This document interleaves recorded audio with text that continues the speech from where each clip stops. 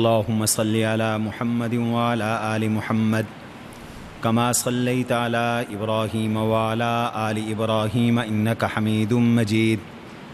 اللهم بارك على محمد وعلى آل محمد كما باركت على إبراهيم وعلى آل إبراهيم إنك حميد مجيد.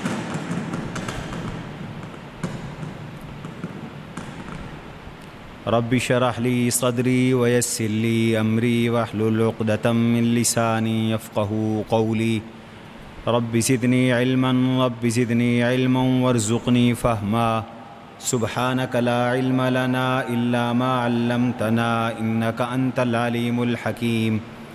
أستغفر الله الذي لا إله إلا هو الحي القيوم وأتوب إليه.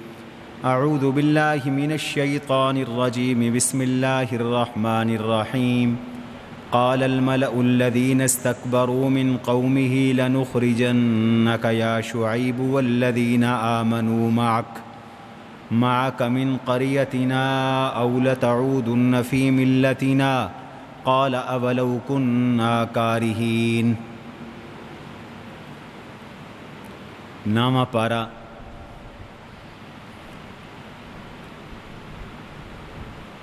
نامہ پارہ اور 8ویں پارے کا آخری رکوع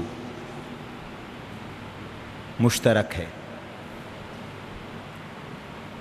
اور اس کا مضمون کل ذکر کیا جا چکا ہے کہ حضرت سیدنا شعیب علی نبینا وعلیہ الصلاۃ والسلام کی قوم بد اعتقادی کے ساتھ بد عملی کا شکار تھی.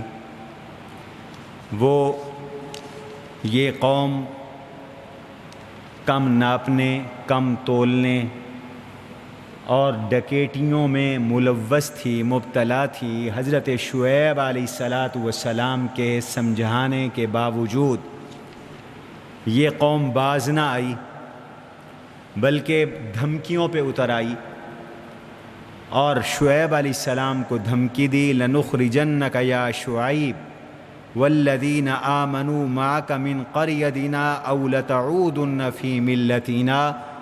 ہم آپ کو اور آپ کے متبعین کو اپنی بستی سے نکال دیں گے الا یہ کہ تم ہمارے باپ دادے کے دین میں واپس آ جاؤ. جب انہوں نے ہر طرح کی کوشش کے باوجود انکار کیا تو پھر اللہ تبارک و تعالی سے حضرت شعیب علیہ الصلاۃ والسلام نے دعا مانگی. ربنا افتح بیننا وبین قومنا بالحق وانت خیر الفاتحین. الہ العالمین، ہمارے اور ہماری قوم کے درمیان اب فیصلہ کر دیجیے، آپ بہترین فیصلہ کرنے والے ہیں. بس اس کے بعد کیا تھا کہ فأخذتهم الرجفة فأصبحوا في دارهم جاثمین. زلزلہ آیا اور زلزلے کے نتیجے میں یہ گھٹنے کے بل زمین پہ گرے پڑے تھے. اللہ کہتے ہیں الذین کذبوا شعیبا کأن لم یغنوا فیہا الذین کذبوا شعیبا کانوا هم الخاسرین. جنہوں نے اللہ کے نبی شعیب علیہ السلام کی تکذیب کی گویا کہ وہ زمین پر رہے ہی نہیں تھے، نشان ہی مٹ گیا، ان کے وجود ختم ہو گئے، ان کا نام و نشان ختم ہو گیا. اور جن لوگوں نے شعیب علیہ السلام کی تکذیب کی وہ خسارے میں مبتلا ہو گئے. مقصد سنوانا ہے اس امت کو کہ امت محمدیہ صلی اللہ علیہ وسلم، اگر تم نے اللہ کے نبی کی اطاعت نہ کی، حضور کی دعوت پر لبیک نہ کہا، تم نے توحید کو نہ اپنایا، حضور کی رسالت کو نہ اختیار کیا، قیامت کا عقیدے پر ایمان نہ لائے، تو یہ پچھلی امتوں کے احوال تمہارے سامنے ہیں. کہیں تم پر بھی ایسے نہ ہو جیسے ان پر ہوا. اس لیے اگلے رکوع میں اللہ تعالیٰ نے اسی مضمون کو بیان کیا. فرمایا ہمارا ایک طریقہ رہا ہے، امتوں میں ہمارا ایک قانون رہا ہے، ایک ضابطہ رہا ہے، اور وہ ضابطہ ہے وَمَا أَرْسَلْنَا مِن قَرْيَةٍ مِّن نَبِيٍّ إِلَّا أَخَذْنَا أَهْلَهَا بِالْبَأْسَاءِ وَالضَّرَّاءِ لَعَلَّهُمْ يَضَّرَّعُونَ. اس کو سمجھنے کی کوشش کریں. ہم نے جس ملک میں، بستی میں، شہر میں نبی بھیجا اور اس نبی کی قوم نے نبی کو نہ مانا، اتباع نہ کی، نبی کی پیروی نہ کی، الا اخذنا اہلھا بالبأساء والضراء، ہم نے اس قوم کو، اس ملک کے باسیوں کو، اس شہر کے شہریوں کو، اس بستی کے رہنے والوں کو قحط میں مبتلا کر دیا، بدنی تکلیفوں میں مبتلا کر دیا، امراض اور وباؤں میں مبتلا کر دیا، بدحالی میں، قحط میں، تنگی میں، معاشی زبوں حالی میں مبتلا کر دیا۔ یہ ہم نے کیوں کیا؟ لعلہم یضرعون، تاکہ یہ لوگ گڑ گڑا کر توبہ اور استغفار کریں، وقت کے نبی پر ایمان لائیں، اللہ کو راضی کریں، دین کو اپنائیں، دین کو اختیار کریں۔ اس لیے کہ تکلیف میں جو اللہ کو بندہ یاد کرتا ہے وہ خوشی میں یاد نہیں کر سکتا۔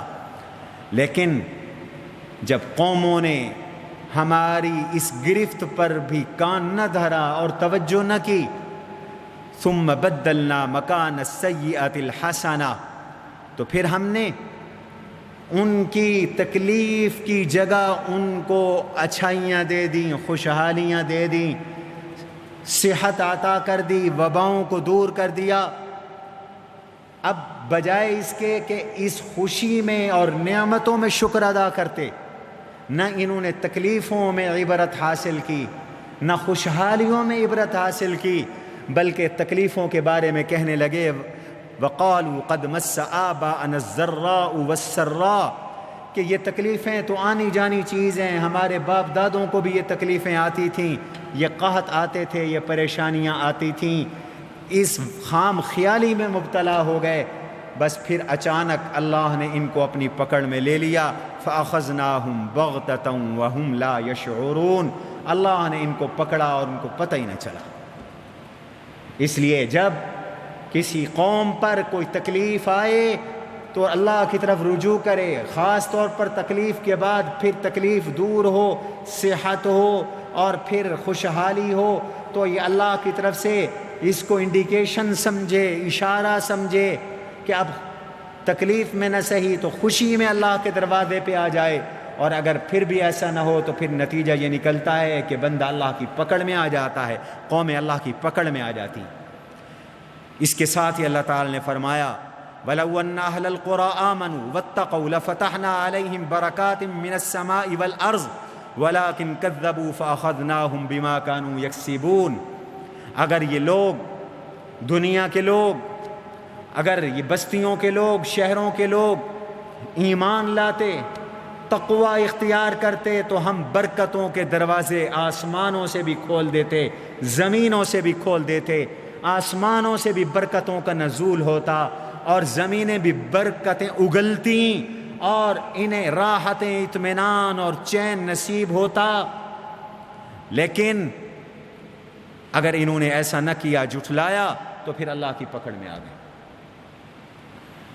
اگلے رکوع کے اندر اللہ تعالیٰ نے حضرت موسیٰ علیہ السلام کا واقعہ ذکر کیا اور بڑی تفصیل کے ساتھ ذکر کیا۔ اب تک اس سورہ اعراف میں 5 انبیاء علیہ السلام کے حالات اور قصے بیان ہوئے، حضرت آدم علیہ السلام کی تخلیق کے واقعے کے علاوہ یہ 6 نبی ہیں، حضرت موسیٰ علیہ السلام جن کا تذکرہ کیا جا رہا ہے۔ یہ پنکھے بند کرو۔ یہ بھی آپ حضرات کے علم میں ہوگا کہ قرآن کریم میں سب سے زیادہ جس نبی کا تذکرہ آیا ہے اور قصہ آیا ہے اور احوال مذکور ہیں نبی کی امت کے، وہ حضرت موسیٰ علیہ السلام۔ قرآن کریم کے تقریباً اکثر پاروں میں حضرت موسیٰ علیہ السلام کا تذکرہ موجود ہے۔ اس کی 2 وجوہ ہیں۔ ایک وجہ یہ ہے کہ موسیٰ علیہ السلام کی قوم کے حالات اور امت محمدیہ کے حالات ایک جیسے ہیں، دونوں کے حالات ایک جیسے ہیں۔ حضور علیہ الصلاۃ والسلام نے فرمایا کہ میری امت کے حالات اور بنی اسرائیل کے حالات ایک جیسے ہیں، حذو النعل بالنعل، جس طرح دو جوتوں میں ایک جوتا دوسرے جوتے کے سائز کا ہوتا ہے، بالکل ایک جیسے ہوتے ہیں۔ فرمایا ان دونوں امتوں کے حالات بالکل ایک جیسے ہیں، یہاں تک کہ اگر بنی اسرائیل میں یہ برائی تھی کہ وہ اپنی ماں کے ساتھ منہ کالا کرتے تھے، تو میری امت میں بھی ایسے حالات پیش آئیں گے۔ تو چونکہ دونوں کے حالات یکساں ہیں، اس لیے اس امت کی رہنمائی کے لیے موسیٰ علیہ السلام اور ان کی قوم کا تذکرہ کثرت کے ساتھ کیا گیا۔ تم عبرت حاصل کرو، تم قوم موسیٰ کی طرح، بنی اسرائیل کی طرح نہ بنو، ورنہ تمہارا حشر بھی وہی ہوگا، تمہیں بھی اسی طرح ناکامیوں کا سامنا کرنا پڑے گا جس طرح بنی اسرائیل کو کرنا پڑا۔ اور دوسری وجہ یہ تھی کہ بنی اسرائیل کے نام لیوا مدینہ منورہ میں کثرت کے ساتھ موجود تھے، جنہیں ہم یہودی کہتے ہیں، اور ان کے حالات بھی دیگر گون نہ تھے، اس لیے بنی اسرائیل کا کثرت سے تذکرہ۔ اب موسیٰ علیہ السلام کا یہاں تذکرہ آیا تو اس ضمن میں موسیٰ علیہ السلام کا یہ قصہ 8 واقعات پر مشتمل ہے، 8 ذیلی واقعات ہیں حضرت موسیٰ علیہ السلام کے اس قصے کے۔ پہلا واقعہ، ثم بعثنا من بعدهم موسیٰ بآیاتنا الى فرعون وملئه فظلموا بها فانظر كيف كان عاقبة المفسدين وقال موسیٰ یا فرعون انی رسول من رب العالمین۔ اس میں حضرت موسیٰ علیہ السلام کی بعثت کا ذکر ہے اور فرعون کی طرف ان کے نبی بنا کے بھیجے جانے کا ذکر ہے۔ فرمایا ہم نے فرعون اور اس کی جماعت کی طرف موسیٰ علیہ السلام کو نبی بنا کے بھیجا۔ فرعون اور اس کی جماعت ظالم تھے اور ان کا انجام بھی بڑا برا نکلا۔ حضرت موسیٰ علیہ السلام فرعون کے پاس گئے۔ فرعون اس زمانے کے بادشاہ کا لقب تھا، اور یہ اپنے زمانے کا بڑا طاقتور خوشحال بادشاہ تھا، مصر کا بادشاہ تھا، اور اپنے آپ کو رب الاعلیٰ کہلواتا تھا، انا ربکم الاعلیٰ، میں تمہارا بڑا رب ہوں، میں تمہارا بڑا خدا ہوں، اور ناقابل تسخیر سمجھا جاتا تھا۔ تو اس حاکم کے پاس موسیٰ علیہ السلام گئے اور اس کو جا کر بہت سی باتیں فرمائی۔ فَهَلْ لَكَ إِلَىٰ أَن تَزَكَّىٰ وَأَهْدِيَكَ إِلَىٰ رَبِّكَ فَتَخْشَىٰ فَأَرَاهُ الْآيَةَ الْكُبْرىٰ، تجھے کو رغبت ہے کہ تو سمر جائے، میں تیرے رب کی طرف تیری رہنمائی کروں اور تو ڈر جائے۔ ساتھ یہ بھی فرمایا انی رسول من رب العالمین، فرعون میں رب العالمین کی جانب سے رسول بنا کے بھیجا گیا ہوں۔ حقیق علی اللہ اقول علی اللہ الا الحق، اور میں نبی ہوں اور نبیوں کے لائق یہی ہوتا ہے، وہ سچ بولتے ہیں۔ میں تمہیں سچ بتا رہا ہوں کہ میں اللہ کی طرف سے نبی بن کے آیا ہوں اور میں معجزات لے کے آیا ہوں۔ قد جئتکم ببینۃ من ربکم، یہ میرے معجزات ہیں۔ یہ عصا ہے، میں اسے زمین پہ ڈالتا ہوں تو یہ عصا سانپ بن جاتا ہے، سانپ کو پکڑتا ہوں تو عصا بن جاتا ہے۔ میں گریبان میں ہاتھ ڈالتا ہوں تو میرا ہاتھ چاندی کی طرح سفید ہو جاتا ہے، من غیر سوء، بغیر کسی تکلیف کے۔ لہذا اب مظالم کا راستہ بند کرو۔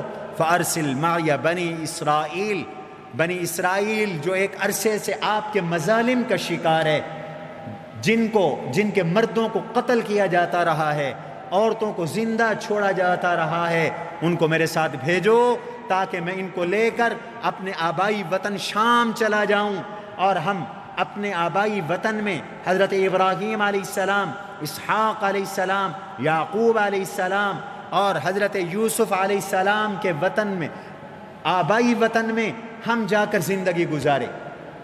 بنی اسرائیل تو اصل میں شام کے تھے اور اکثر نبی شام میں آئے، یہ مصر میں آئے تھے یوسف علیہ السلام کی وجہ سے، چونکہ حضرت یوسف علیہ السلام بکتے بکاتے بچپن میں، آگے سورہ یوسف میں تفصیل سے قصہ آئے گا، وہ مصر میں پہنچے تھے تو بنی اسرائیل مصر میں منتقل ہو گئے۔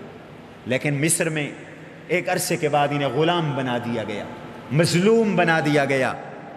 تو قال ان كنت جئت بآية فأت بها ان كنت من الصادقين. فرعون نے کہا معجزہ لاؤ. حضرت موسیٰ علیہ السلام نے معجزے دکھا دیے. فألقى عصاه فإذا هي ثعبان مبين ونزع يده فإذا هي بيضاء للناظرين. جب یہ سانپ کا معجزہ دیکھا، جب ید بیضاء کا معجزہ دیکھا تو اب لاجواب ہو گیا، کوئی جواب نہیں تھا.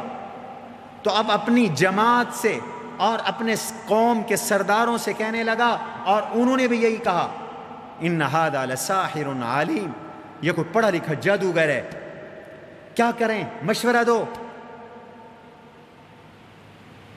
یہ بھی یہی کہتا تھا.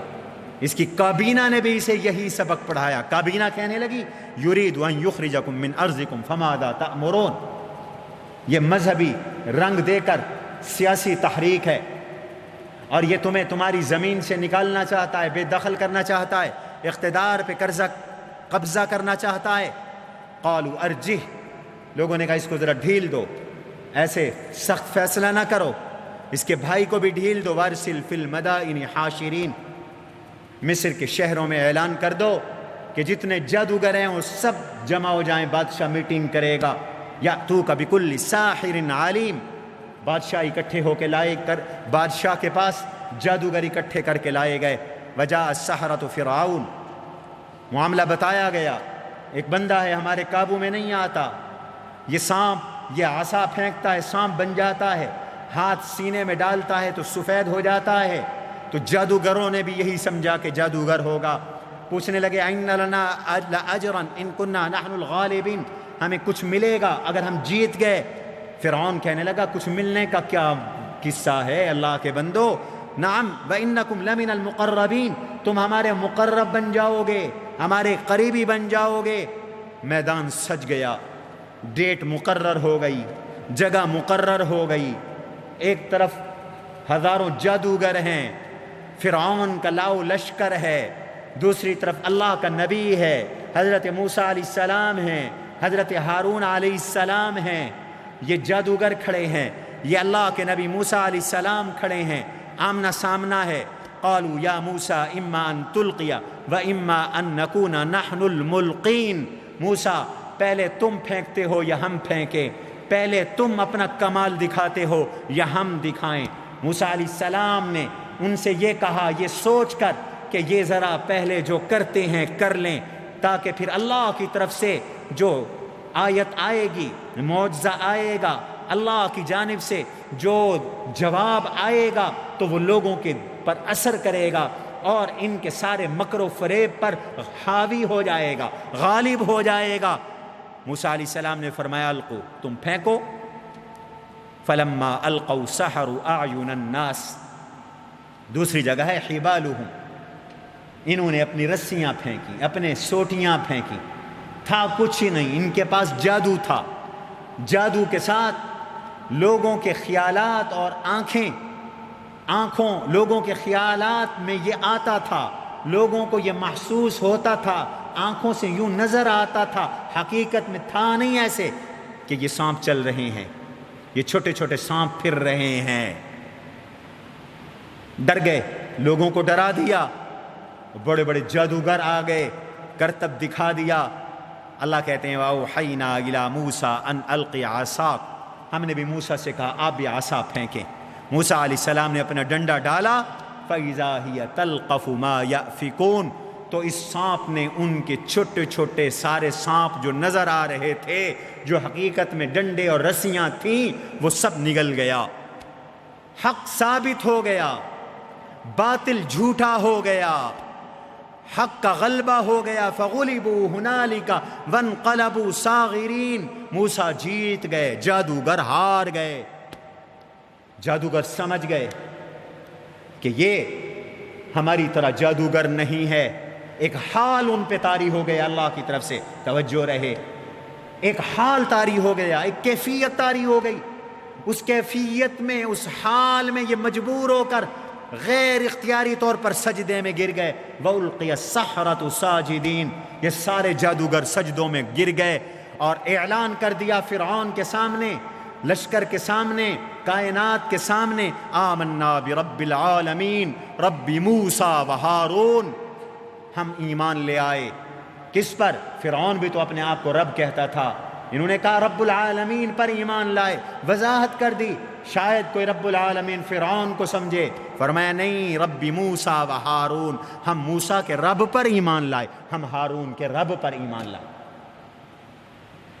علامہ شبیر احمد عثمانی رحمۃ اللہ علیہ بڑی عجیب بات فرماتے ہیں ایک لحظے میں جادوگر سے وقت کے ولی بن گئے، با کمال بن گئے۔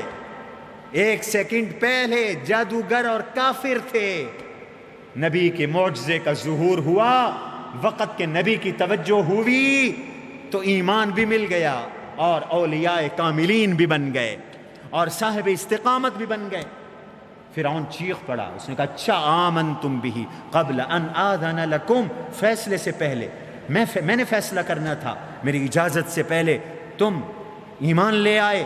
معلوم ہوتا ان ھذا لمکر مکرتموہ، اپنی جھیپ مٹانے کے لیے، اپنی شکست کا اثر دور کرنے کے لیے، لوگوں پہ اپنا رعب بٹھانے کے لیے۔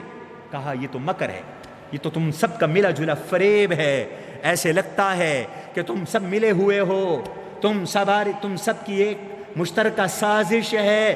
جیسے حکمران عام طور پہ کہا کرتے ہیں، حکمران جب لاجواب ہوتے ہیں تو یہی کہتے ہیں یہ ہمارے خلاف سازش ہے، یہ ہماری اقتدار کو ختم کرنے کی سازش ہے۔ اس نے کہا یہ ہمارے اقتدار کے خاتمے کی سازش ہے۔ لِتُخْرِجُوا مِنْهَا أَهْلَهَا فَسَوْفَ تَعْلَمُونَ، اچھا میں تم سے نمٹ لوں گا، تمہیں وہاں سے ہٹ کروں گا کہ تمہیں پتہ بھی نہیں چلے گا۔ یہ ہر دور کے فرعون کہتے آئے، جیسے ایک فرعون ہمارے ملک میں بھی گزرا ہے، وہ کہتا تھا لال مسجد والوں کو تمہیں وہاں سے ہٹ کروں گا کہ تمہیں پتہ بھی نہیں چلے گا۔ فرعون نے بھی یہی کہا تھا، فَسَوْفَ تَعْلَمُونَ، تم لگ پتہ چاہے گا۔ تم سب بھی پھر اکٹھے ہو گئے، پھر دھمکی دی لَأُقَطِّعَنَّ أَيْدِيَكُمْ وَأَرْجُلَكُمْ مِنْ خِلَافٍ ثُمَّ لَأُصَلِّبَنَّكُمْ أَجْمَعِينَ، میں تمہیں نشان عبرت بنا کر تمہارا دایاں ہاتھ کاٹ دوں گا، بایاں پاؤں کاٹ دوں گا، پھر تمہیں تختہ دار پہ لٹکا دوں گا۔ جادوگروں پر تو اللہ کا دین واضح ہو چکا تھا، وہ ان پر حال طاری تھا، یوں لگ رہا تھا کہ اپنی آنکھوں سے وہ اللہ کی وحدانیت کو، قدرتوں کو دیکھ رہے ہیں۔ ان کے دلوں پہ یقین کوٹ کوٹ کے بھر چکا تھا۔ فرعون کی دھمکیوں کا اثر کیا ہونا تھا؟ قالوا انا الی ربنا منقلبون، جو کرنا ہے کرو، ہم نے مر کے بھی تو اللہ کے پاس جانا ہے۔ وما تنقم منا الا ان آمنا بآیات ربنا لما جاءتنا، تم ہم سے ایمان کا انتقام لینا چاہتے ہو، ہمارا یہی قصور ہے کہ ہم خدا برحق پر اور نبی برحق پر ایمان لائے۔ چھوڑو اس کو، دعا کرتے ہیں۔ مشکلات میں سب نے اللہ کو پکارا، نبیوں نے، ولیوں نے، صحابہ نے، غوث قطب ابدال نے اللہ کو پکارا۔ آج کے درس میں سورہ انفال میں ہم پڑھیں گے، حضور نے بھی بدر میں اللہ کو پکارا، صحابہ نے بھی بدر میں اللہ کو پکارا، حسنین کریمین نے، ہم سب جانتے ہیں، میدان کربلا میں اللہ کو پکارا۔ تو رب کو پکارنے لگے، ربنا افرغ علینا صبرا وتوفنا مسلمین، یا اللہ ہم پہ صبر ڈال دے، ہمیں اسلام کی حالت میں موت دینا، خاتمہ ایمان پہ کرنا۔ اب دوسرا واقعہ اللہ نے ذکر کیا، وقال الملأ من قوم فرعون اتذر موسى وقومه ليفسدوا في الارض ويذرك وآلهتك، فرعون کے سرداروں نے فرعون کو یہ پٹی پڑھائی کہ اب موسیٰ کو اور اس کی قوم کو آپ اسی حال میں چھوڑتے رہیں گے، وہ زمین میں فساد کر رہے ہیں۔ انہوں نے موسیٰ علیہ السلام کی دعوت کو فساد کا نام دیا، جیسے آج دین کو دہشت گردی کہا جا رہا ہے۔ اب تو مسجدوں پر زبان درازیاں ہو رہی ہیں، اب تو قرآن پر بکواسیں ہو رہی ہیں، اب تو آذانوں کا مذاق اڑایا جا رہا ہے۔ یہ بنی اسرائیل سے چلا آ رہا ہے، فرعونیوں سے چلا، یہ فرعونی مزاج ہے کہ یہ زمین میں فساد کر رہے ہیں۔ لیفسدوا فی الارض ویذرک وآلہتک قال سنقتل ابناہم، اس نے دھمکی دی، اچھا میں نے پہلے بھی ان کے مردوں کو قتل کیا تھا، ان کی عورتوں کو زندہ رکھا تھا، اب بھی میں ان کے مردوں کو قتل کروں گا، ان کی عورتوں کو زندہ رکھوں گا، ہم غالب آئیں گے۔ حضرت موسیٰ علیہ السلام نے اپنی قوم سے کہا اللہ سے دعا کرو اور مدد طلب کرو۔ فرعون کے مظالم سے بچنے کے لیے سب نے دعا کی، استعینوا باللہ واصبروا ان الارض للہ یورثها من یشاء من عبادہ والعاقبۃ للمتقین۔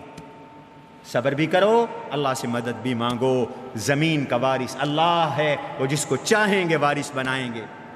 قوم کی زبان پہ شکوہ آیا، قالوا اوذینا، کہنے لگے موسیٰ آپ کے آنے سے پہلے بھی ہمیں ستایا گیا۔ فرعون کو نجومیوں نے کہا تھا تیری سلطنت میں بچہ پیدا ہوگا جو تیری سلطنت کے زوال کا باعث ہوگا، چنانچہ اس نے 70,000 بچے قتل کیے بنی اسرائیل کے، بعد کہتے ہیں 12,000 بچے قتل کیے۔ پہلے بھی ستائے گئے، اب بھی ستائے جا رہے ہیں۔ موسیٰ علیہ السلام ہمیں گھبراؤ نہیں، وقت آئے گا اللہ تمہارے دشمن کو ہلاک کرے گا اور تمہیں اس زمین کی خلافت عطا کرے گا۔ تیسرا واقعہ اللہ نے ذکر کیا، جب فرعون نے موسیٰ علیہ السلام کا مذاق اڑایا، دھمکیاں دیں، اب اللہ کی طرف سے پکڑ آئی، طرح طرح کی پکڑ آئی اللہ کی طرف سے، اور وہ پکڑ کیا تھی؟ وَلَقَدْ أَخَذْنَا آلَ فِرْعَوْنَ بِالسِّنِينَ، اللہ نے قحط سالی میں مبتلا کر دیا، بارشیں رک گئیں، وَنَقْصٍ مِّنَ الثَّمَرَاتِ، پھل کم ہو گئے۔ مقصد کیا تھا؟ جو ابھی ضابطہ آپ نے سنا، لعلہم یذکرون، یہ نصیحت حاصل کریں۔ جب کبھی خوشحالی آتی تو کہتے ہا لنا ہاذہ، یہ تو آنی ہی تھی، ہمارا استحقاق تھا۔ اگر کوئی تکلیف آتی تو یطیروا بموسیٰ، تو موسیٰ اور موسیٰ کے متبعین کے ساتھ بدشگونی لیتے، کہتے ہیں یہ ان کی نحوست ہے۔ موسیٰ علیہ السلام نے فرمایا الا ان طائرہم عند اللہ ولکن اکثرہم لا یعلمون۔ کیا تکلیفیں آئیں؟ طرح طرح کی تکلیفیں آئیں۔ قرآن کہتا ہے فارسلنا علیہم الطوفان والجراد والقمل والضفادع والدم آیات مفصلات فاستکبروا وکانوا قوما مجرمین۔ تفسیریں بہت سی ہیں، سعید بن جبیر کی تفسیر عرض کرتا ہوں مختصر۔ سب سے پہلے اللہ نے ان پر ان کو طوفان میں مبتلا کر دیا۔ یہ طوفان کس چیز کا تھا؟ بعض مفسرین کہتے ہیں طاعون کا تھا۔ اللہ نے ان میں طاعون کی بیماری ڈال دی، وبائی مرض ڈال دی۔ ارے بھائی یہ طاعون ہو یا کرونا ہو، بار بار قرآن میں طاعون کا ذکر آ رہا ہے، بطور عذاب کے اتری یہ بیماری۔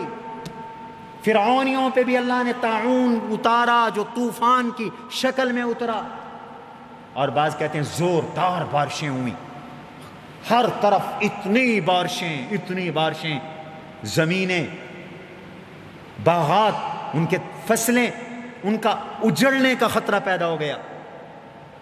جب طوفان آیا یا زوردار بارشیں آئیں تو اب موسیٰ علیہ السلام کی خوب منت کی، موسیٰ مہربانی کرو، خوب خوشامد کرتے، دعا کرو یہ بلا ٹل جائے، ہم بنی اسرائیل کو آپ کے ساتھ بھیج دیں گے، ہم آپ کی بات مان لیں گے۔ موسیٰ علیہ السلام نے دعا کی، بارشیں رک گئیں، بارشوں کے نقصانات بھی دور ہو گئے۔ اس سال خوب فصلیں اگیں، خوب غلہ اگا، خوب باغات پر پھل آئے۔ چاہیے تو یہ تھا کہ اب وعدہ پورا کرتے، موسیٰ علیہ السلام کی بات مانتے، لیکن پھر نظر انداز کر دیا، پھر بھلا دیا۔ موسیٰ علیہ گویا کہ کوئی بات انہوں نے کی ہی نہیں تھی۔ پھر اللہ کی طرف سے نحوست اور پکڑ آئی، فَأَرْسَلْنَا عَلَيْهِمُ الطُّوفَانَ وَالْجَرَادَ، ٹڈی کا عذاب آیا، ٹڈی دل اللہ نے ان پر مسلط کر دی، فصلوں کو پڑ گئی ٹڈی۔ جیسے ابھی کچھ عرصہ پہلے پاکستان میں کرونا سے پہلے مختلف علاقوں میں یہ ٹڈی پڑ گئی، اتنا عذاب پڑا کہ ہر فصل اجڑنے لگی، تباہ ہونے لگی۔ پھر خوشامد کی موسیٰ علیہ السلام، موسیٰ مہربانی کرو، اللہ سے دعا کرو یہ بلا ٹل جائے، بنی اسرائیل کو آپ کے ساتھ بھیج دیں گے، آپ کی بات مان لیں گے۔ یہ تکلیفیں اسی لیے آتی ہیں لعلہم یذکرون، لعلہم یتضرعون، گڑگڑاؤ، نصیحت حاصل کرو۔ پھر اللہ چانس دیتے ہیں، ایک اور چانس دے دیا، موسیٰ علیہ السلام نے دعا کی، پھر یہ عذاب بھی ٹل گیا، اور جب عذاب ٹلا تو پھر انہوں نے اس سارے وعدے کو فراموش کر دیا۔ پھر اللہ کی طرف سے عذاب آیا، والقمل، قمل کے 3 معنی کیے گئے ہیں۔ قمل کا ایک معنی چچڑیاں، قمل کا ایک معنی جوئیں، قمل کا ایک معنی غلے میں لگنے والا گھن، کیڑا۔ بعض کہتے ہیں چچڑیاں اللہ نے عام کر دی، گھروں میں اور جانوروں میں بندوں کو چچڑیاں چمٹ جاتی تھی، عام ہو گئی۔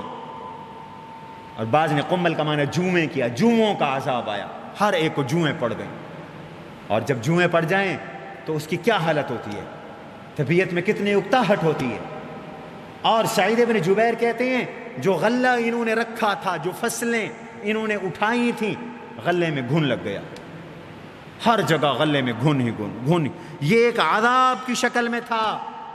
پھر خوشامد، پھر منت، موسیٰ مہربانی کرو، دعا کر دو، بس اب پکا وعدہ، ہم آپ کے ساتھ بنی اسرائیل کو بھیج دیں گے۔ اللہ نے ایک چانس اور دے دی۔ پھر موسیٰ علیہ السلام نے دعا فرما دی، یہ عذاب ٹل گیا، لیکن پھر بھی انہوں نے وعدہ بھلا دیا، فراموش کر دیا، نہ بھیجا بنی اسرائیل کو، پھر مذاق اڑانے لگے، پھر باتیں کرنے لگے۔ اللہ کہتے ہیں والزفادع، پھر ہم نے مینڈک کا عذاب ان پر مسلط کیا۔ وہ کیا عذاب تھا؟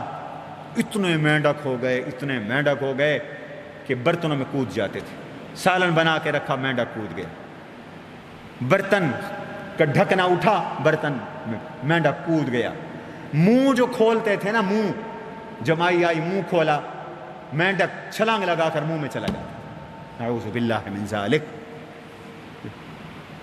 زچ ہو گئے، دق ہو گئے اس عذاب سے۔ پھر منت خوشامد، پھر وہی ماجرا، پھر وہی قصہ، پھر وہی ڈگر، پھر دعا۔ حضرت موسیٰ علیہ السلام کی باز آ جائیں گے، نہ آئے باز، وعدہ فراموش کر دیا۔ اب اللہ نے ان پر خون کا عذاب مسلط کیا۔ وہ عذاب کیا تھا؟ یہ گلاس میں پانی ڈالتے،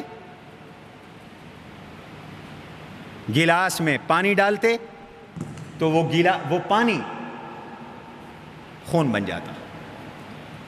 جگ میں پانی رکھتے، برتن میں پانی رکھتے تو پانی خون بن جاتا۔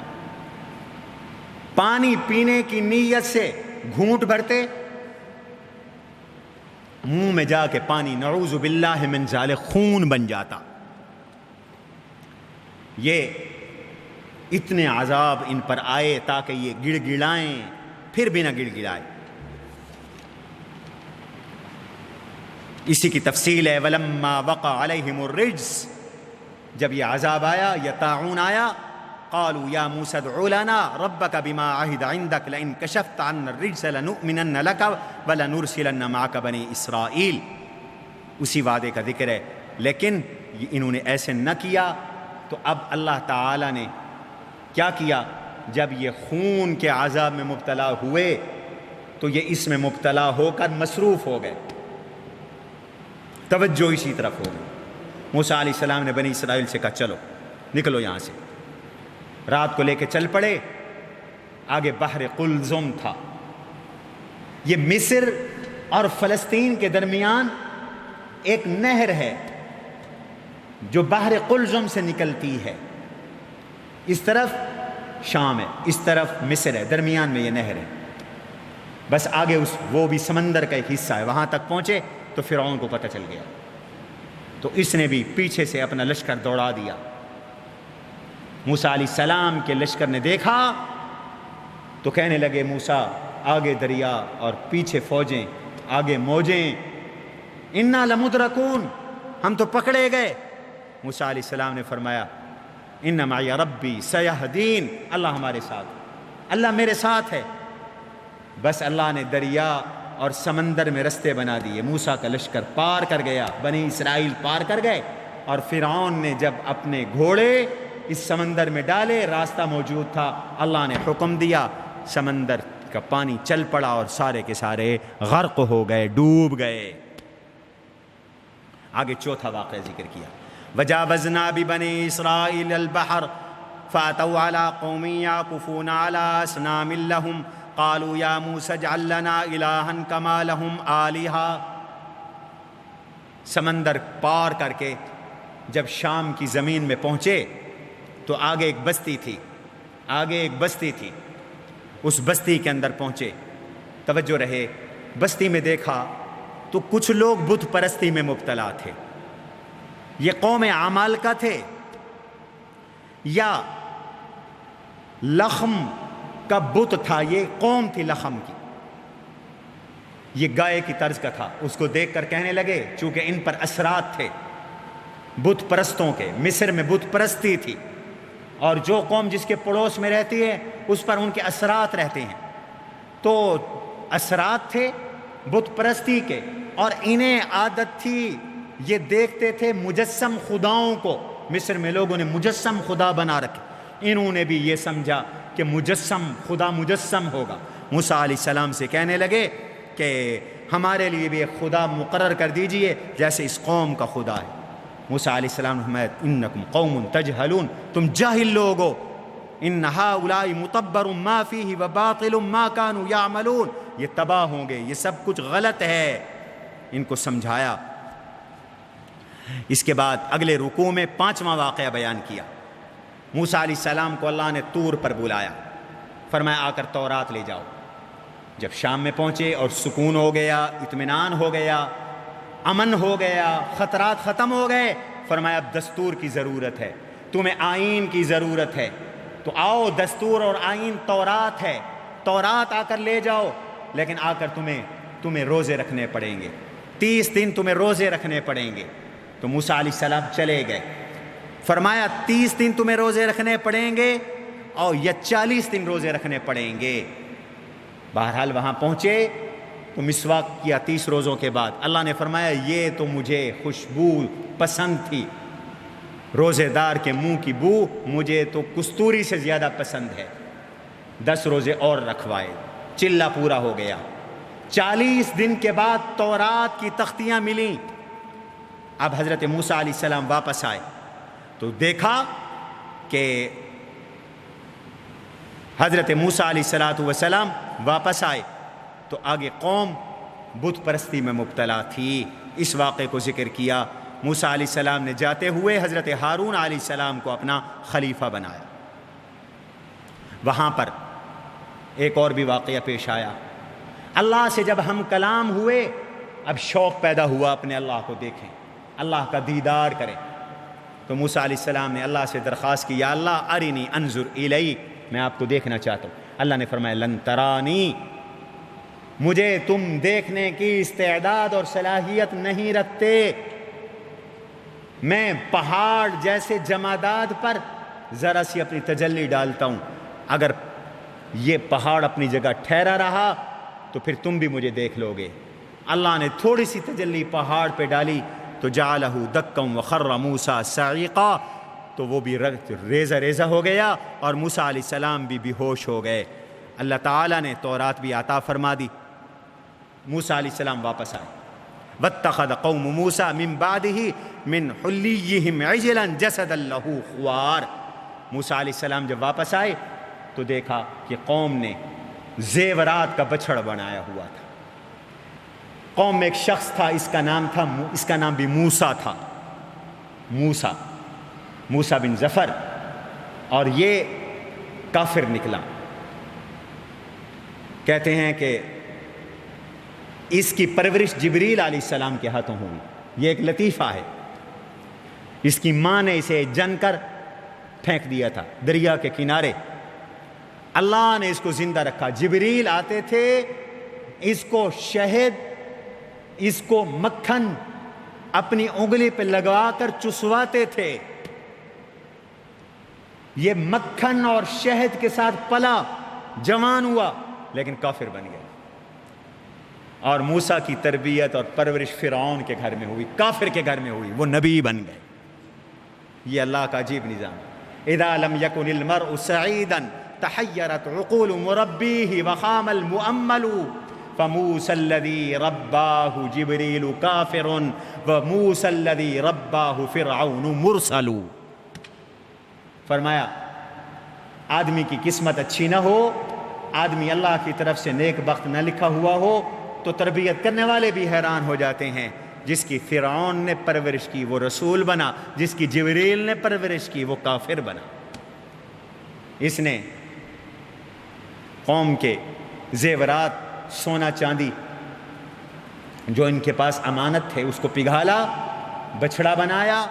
موسیٰ علیہ السلام جس گھوڑے پر حضرت جبریل علیہ السلام جس سواری پر تشریف لاتے تھے اس کے پاؤں کی کھور کی مٹی اٹھائی ہوئی تھی، وہ اس میں ڈالی۔ اب اس میں سے کچھ ٹائیں ٹائیں کی آواز آتی تھی۔ اس نے کہا یہی تمہارا خدا ہے۔ موسیٰ تو بھول گئے، یہی موسیٰ کے خدا ہیں، یہی تمہارے خدا ہیں۔ موسیٰ علیہ السلام بھول گئے۔ پیچھے سے حضرت ہارون علیہ السلام نے بھی اس کو بہت سمجھایا لیکن یہ نہ مانا۔ اب اللہ تعالیٰ نے موسیٰ علیہ السلام جب واپس آئے تو بہت غصے میں آئے، اتنے غصے میں آئے کہ اشتعال تھا۔ فرمایا بئس ما خلفتمونی من بعدی، تم نے میرے پیچھے میری بری جانشینی کی۔ اعجلتم امر ربکم، تم نے اپنے رب کے امر میں جلدی کی، تورات کی تختیاں بھی ایک طرف رکھ دیں، غصے میں اپنے بھائی جان کے سر اور داڑھی مبارک کے ہاتھ پکڑ، داڑھی مبارک کے بال پکڑ لیے، اور یہ غیر اختیاری تھا، اللہ کے دین کی غیرت میں تھا کہ میں نے تمہیں اپنا جانشین مقرر کیا تھا، تم نے ان کو نہیں منع کیا۔ حضرت ہارون علیہ السلام کہنے لگے یا ابن ام، قال ابن ام ان القوم استضعفونی، یہ زیادہ طاقت میں تھے، انہوں نے مجھے کمزور کر دیا، یہ میرے قتل کے در پہ ہو گئے تھے، آپ میرا عذر حقیقی ہے سمجھیں، دشمن کو خوش نہ کریں۔ تو اس پر غصہ اترا اور پھر اللہ تعالیٰ سے موسیٰ علیہ السلام نے دعا کی۔ یہاں اللہ نے پیشین گوئی کی ان الذین اتخذوا العجل، جنہوں نے بچھڑے کو خدا بنایا، اللہ کا ان کو غضب لے گا اور وہ دنیا میں ذلیل ہوں گے۔ اس کے بعد ایک واقعہ ذکر کیا، یہ 7واں واقعہ ہے۔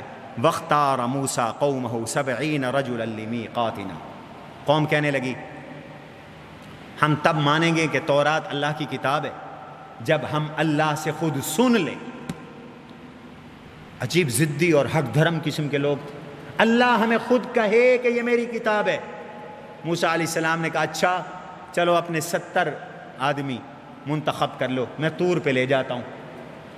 70 لوگ منتخب ہو گئے، موسیٰ علیہ السلام طور پہ لے گئے۔ اب جب طور پہ گئے تو اللہ تعالیٰ نے یہ پیغام دیا کہ میری کتاب ہے۔ کہنے لگے نہیں نہیں ہمیں کیا پتہ یہ کس کی آواز ہے کس کی نہیں، ہم نہیں مانتے، اللہ ہمیں دکھاؤ، ارین اللہ جہرتن، پیچھے بھی گزر چکا، ہمیں دکھاؤ اللہ کو ہم دیکھیں گے۔ بس پھر کیا تھا، پھر اللہ کی ناراضگی آئی، فلما اخذتهم الرجفہ، زلزلہ آیا، سارے مر گئے۔ اب موسیٰ علیہ السلام نے اللہ سے دعا کی اپنے آپ کو شامل کر کے، قال رب لو شئت اہلکتہم من قبل وایاي، اللہ مارنا تھا تو پہلے مار دیتا ان کو بھی اور مجھے بھی مار دیتا۔ اتہلکنا بما فعل السفہاء منا، ان کم عقلوں کی وجہ سے یا اللہ تو سب کو ہلاک کرتا ہے۔ ان ہی الا فتنتک، دعا کی یا اللہ ہمیں معاف کر دے۔ اللہ تعالیٰ نے پھر دعا قبول فرما لی اور پھر فرمایا عذابی اصیب بہ من اشاء، میرا عذاب جس کو میں چاہوں گا پہنچاؤں گا، ورحمتی وسعت کل شیء، میری رحمت ہر چیز پر فراخ ہے۔ پھر میری رحمت کسے ملے گی؟ اب اس پہ ذرا توجہ رہے، فَسَأَكْتُبُهَا لِلَّذِينَ يَتَّقُونَ، فَسَأَكْتُبُهَا، میں اپنی رحمت لکھ رہا ہوں ان لوگوں کے لیے جو گناہوں سے بچیں گے، زکوٰۃ دیں گے، میری آیات پر ایمان لائیں گے، آپ پر، آپ کی قوم سے۔ پھر آپ کی قوم کے بعد جب میرے نبی آخر الزماں کا دور آئے گا پھر میری رحمت ان لوگوں کے لیے ہوگی الذین یتبعون الرسول النبی الامی، جو رسول کی پیروی کریں گے، نبی کی پیروی کریں گے، وہ نبی اور رسول جو امی ہیں. امی ام سے ہے یا ام القرا سے ماخوذ ہے. ام کا معنی ماں والا. بچہ ماں کے پیٹ سے آتا ہے تو وہ کسی سے پڑھا ہوا نہیں ہوتا. حضور بھی دنیا میں کسی سے پڑھے ہوئے نہیں تھے. اللہ سے علم کے سمندر اللہ سے لے کر آگے بہا دی. یا ام القرا مکہ کو کہتے ہیں، مکہ میں رہنے والے تھے. فرمایا جو میرے نبی کی پیروی کریں گے انہی کے لیے میری رحمت ہوگی. اور میرے نبی کا تذکرہ یجدونہ مکتوبا عندہم فی التوراۃ والانجیل، تورات میں بھی ہے، انجیل میں بھی ہے. اور تورات و انجیل میں حضور کی اوصاف ہیں، یأمرہم بالمعروف وینہاہم عن المنکر. حضور امر بالمعروف کرتے ہیں، نہی عن المنکر کرتے ہیں. ویحل لہم الطیبات، پاکیزہ چیزوں کو حلال کرتے ہیں، گندی چیزوں کو حرام کرتے ہیں. سود جیسی چیزوں کو، شراب کو، جوئے جیسی چیزوں کو، خنزیر جیسی چیزوں کو، دم مسفوح جیسی چیزوں کو حرام کرتے ہیں. اور جو بوجھ پچھلوں پر تھا ان کو اتارتے ہیں. تو فرمایا جو اس نبی کی پیروی کریں گے وہی کامیاب ہوں گے. اس کے بعد اللہ تعالیٰ نے 8واں واقعہ ذکر کیا. وَقَطَّعْنَاهُمُ اثْنَتَيْ عَشْرَةَ أَسْبَاطًا أُمَمًا. وادی تیہ میں ان کے 12 قبیلے بن گئے. پانی کا مسئلہ تھا. ہم نے وحی کی موسیٰ علیہ السلام کی طرف، انہوں نے پانی طلب کیا. ان اضرب بعصاک الحجر، کہ چٹان پر آپ عصا ماریں. عصا مارا تو اس سے 12 چشمے پھوٹ پڑے. سب قبیلوں نے اپنے اپنے پانی کا گھاٹ مقرر کیا اور پانی پیا. وادی تیہ میں کوئی بلڈنگ نہیں تھی، سائے کی ضرورت تھی. وَظَلَّلْنَا عَلَيْهِمُ الْغَمَامَ، بادل کا سایہ کر دیا. کھانے کے لیے کوئی ریسٹورنٹ نہیں تھے، کہاں سے کھائیں؟ اللہ فرماتے ہم نے من اور سلوہ اتار دیا. کلوا من طیبات ما رزقناکم وما ظلمونا ولکن کانوا انفسهم یظلمون. اللہ نے ان پر اس طرح کے انعام کیے. اگلے رکوع میں اصحاب السبت کا واقعہ ذکر کیا. واسألهم عن القرية التي كانت حاضرة البحر، بحر قلزم کے کنارے پر ایک بستی تھی. اس بستی کے لوگوں اور یہودیوں کو یہ حکم تھا ہفتے کے دن اللہ کا ذکر کریں، عبادت کریں. جیسے عیسائیوں کی عبادت کا دن اتوار ہے، یہودیوں کی عبادت کا دن ہفتہ ہے، مسلمانوں کی عبادت کا دن جمعہ ہے. ہمیں بھی حکم ہے جمعے کے دن کثرت سے ذکر کرو. اذا قضیت الصلاۃ فانتشروا فی الارض وابتغوا من فضل اللہ واذکروا اللہ کثیرا. کثرت سے اللہ کا ذکر کرو. انہیں حکم تھا شکار نہیں کرنا، ذکر کرنا ہے، عبادت کرنی ہے. لیکن امتحان ہوا، ہفتے کے دن مچھلیاں اوپر آ جاتی تھی، پانی کے اوپر تیرتی ہوئی نظر آتی تھی. چنانچہ انہوں نے کیا کیا؟ گڑھے کھود لیے، نہروں کے قریب میں گڑھے کھود لیے، نالیاں بنا دی. ہفتے کو پانی مچھلیوں سمیت ان گڑھوں میں آ جاتا، اتوار کو پکڑ لیتے. اب جب ایسے کیا تو ان کی 3 یا 4 جماعتیں بن گئی. ایک جماعت یہ کرتی تھی، دوسری جماعت نہیں کرتی تھی، انہیں روکتی بھی تھی. ان کے نہ ماننے کے باوجود وہ مایوس بھی نہیں ہوئی، وہ ہمیشہ روکتی رہی، ان کو روکتی رہی. علامہ شبیر احمد عثمانی رحمہ اللہ فرماتے ہیں ایک جماعت روکتی تھی، لیکن جب انہوں نے نہ مانا تو وہ مایوس ہو کر خاموش ہو گئی. 3 جماعتیں ہو گئی. چوتھی جماعت وہ یہ کام کرتی تھی. تو اب شاہ عبد القادر رحمہ اللہ کے حوالے سے فرمایا کہ جو جماعت روکتی تھی انہوں نے ان شکار کرنے والوں کے درمیان اور اپنے درمیان دیوار کھڑی کر دی. ایک دن صبح جھانک کے جو دیکھا، خاموشی تھی، جھانک کے جو دیکھا تو جتنے لوگ تھے وہ بندر بن چکے تھے یا خنزیر بن چکے تھے. جو یہ حرکتیں کرتے تھے وہ بندر بن چکے تھے یا خنزیر بن چکے تھے. اپنی قرابت داروں کے اوپر سر رکھ کر روتے تھے. اور 3 دن کے بعد وہ سارے کے سارے ہلاک ہو گئے، سارے کے سارے مر گئے. اب جو باقی بچی، جو جماعت انہیں روکتی رہی لیکن مایوس ہو گئی، وہ بھی کہتے ہیں بچ گئی، اور جو جماعت انہیں روکتی نہیں تھی ان کا تذکرہ قرآن نے نہیں کیا۔ دو قول ہیں ان کے بارے میں، بعض مفسرین کہتے ہیں وہ ہلاک ہو گئی، بعض مفسرین کہتے ہیں وہ بچ گئی لیکن گناہ گار رہی۔ بہرحال اللہ تعالی ہم سب کو اپنی ناراضگی سے اور اپنی منع کردہ کاموں سے محفوظ رہنے کی توفیق نصیب فرمائیں۔ اگلے رکوع میں عہد الستو کا ذکر ہے۔ اللہ تعالیٰ نے ہماری استعدادوں میں توحید کا عقیدہ رکھا تاکہ جب کبھی بھی دنیا میں ہم آئیں تو ہمارے اندر اللہ کی معرفت اور توحید اور حق شناسی کا مادہ پہلے سے موجود ہو، صلاحیت پہلے سے موجود ہو۔ اس صلاحیت یہ پیدا کرنے کے لیے اللہ نے ہم سب کو، جب ہم عالم ارواح میں تھے، اللہ تعالیٰ نے اذ اخذ ربک من بنی آدم من ظہورہم ذریۃ، تیرے رب نے آدم علیہ السلام کی اولاد سے، ان کی پشتوں سے ان کی اولادوں کو جمع کیا، واشہدہم علی انفسہم، ان سب کو، سب کی ارواح کو جمع کر کے پوچھا الست بربکم، میں تمہارا پروردگار نہیں ہوں؟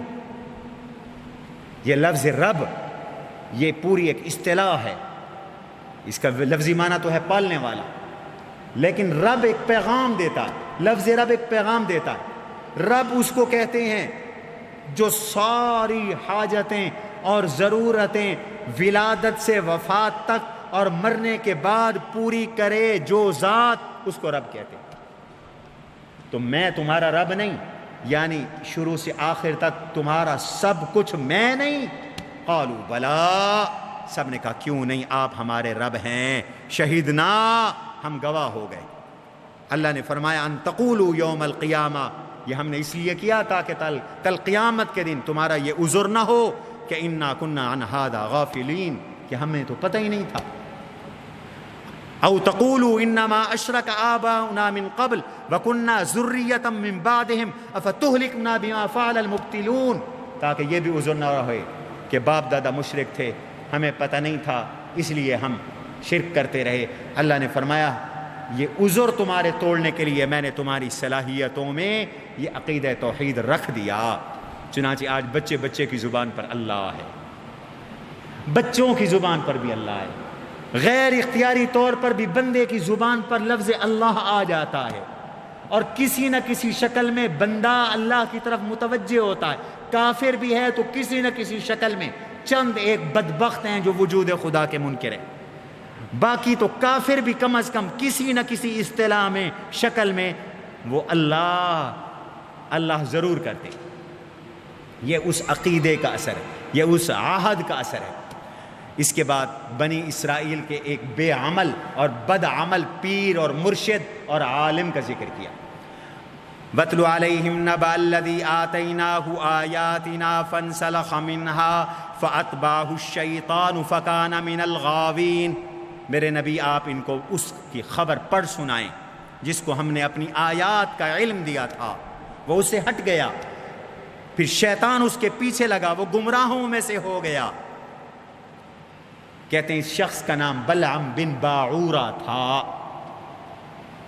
یہ بلعم بن باعورہ ہوا پرست تھا۔ اب یہاں سے اللہ خواہشات کی پیروی کرنے والوں کا انجام بیان کر رہے ہیں، یعنی وہ لوگ جو حق پر چلنے کے بعد دنیا کے لالچ میں اور خواہشات کی تکمیل کے لیے دین کو چھوڑ دیں، ان کا کیا انجام ہوتا ہے؟ اللہ ان کا انجام پیش کر فرمائے۔ اس کو دیکھو، یہ بلعم بن باعورہ کو، کہ یہ آیات کا عالم تھا، مستجاب الدعوات تھا، درویش تھا۔